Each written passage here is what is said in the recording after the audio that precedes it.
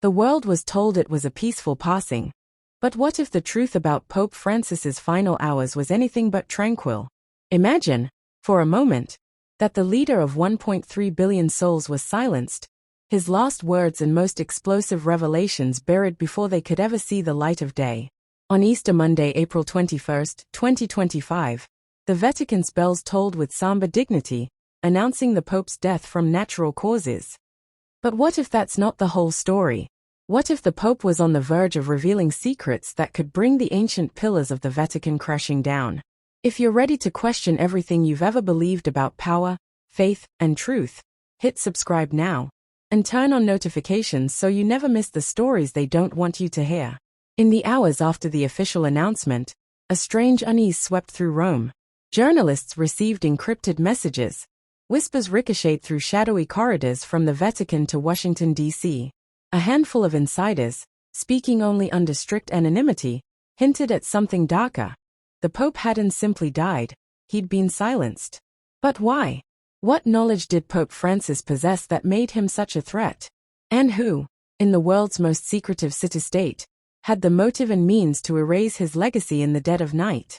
Long before his death, Francis had become a crusader within the Vatican, rooting out corruption, challenging powerful cardinals, and exposing shadowy financial networks that stretched from the Vatican Bank to tax havens across the globe.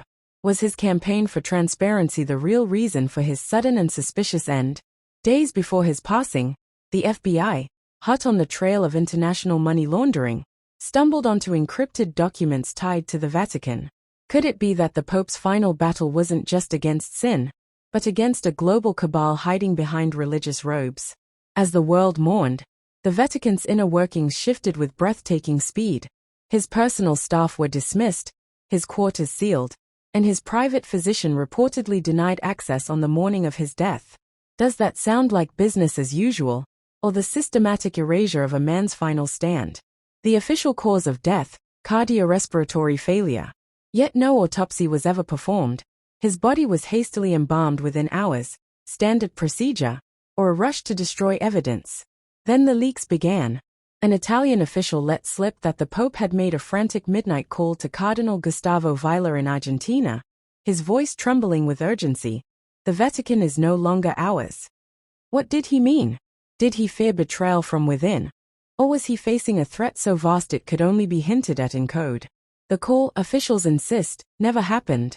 But digital forensics showed that in the hour the Pope died, Vatican servers were wiped, files deleted, and logs erased, all from within the palace walls. Was this a cover-up orchestrated by unseen hands? Meanwhile, the FBI's investigation into the Vatican's finances revealed far more than shady banking. Among the deleted files was a document, rumored to name names, expose criminal empires, and detail how billions vanished from church coffers. Who would want such a document destroyed? And why did the Vatican refuse to help, citing sovereign immunity while the world demanded answers? Perhaps most chilling is the story of the Pope's last letter, a message dictated in secret, meant for the faithful but never released. According to a vanishing inner circle, that letter was nothing less than a call for revolution within the Church. Did he know he was living on borrowed time? In one of his final public appearances, Francis warned, "The Church fears not death, but silence." Was that a cryptic confession, a prophecy, or a plea? With every answer, more questions emerge. Who were the two unknown men caught on security footage hours before the Pope's death, both clad in Vatican uniforms but unrecognized by the Swiss Guard? Why did close aides vanish, reassigned or silenced, while reformers were exiled and those who spoke up were branded conspiracy theorists? Most haunting of all, what was the truth Pope Francis was willing to die for? And who ensured we would never hear it?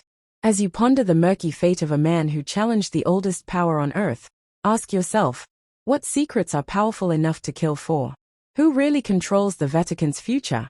And how far would they go to keep us in the dark? Subscribe now, because the next chapter of this investigation will reveal what no one else dares to say. Don't let the silence win.